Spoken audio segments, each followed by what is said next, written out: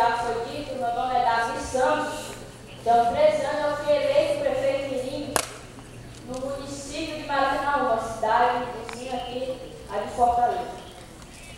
Eu estudei numa escola municipal e eu, como toda criança, né, na minha idade, eu tenho uma preocupação com o mundo e com o meu país, com certeza, não é verdade?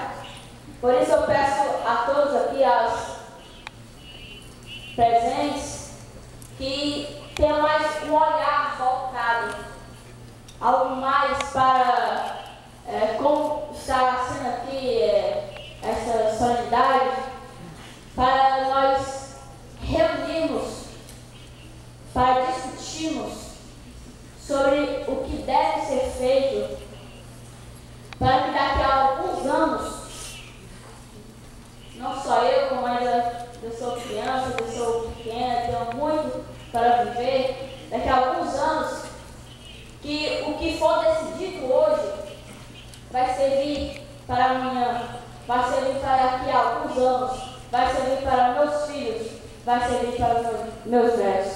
E que possamos dizer não à desertificação, ao desmatamento e dizer sim à vida do nosso planeta. Obrigada.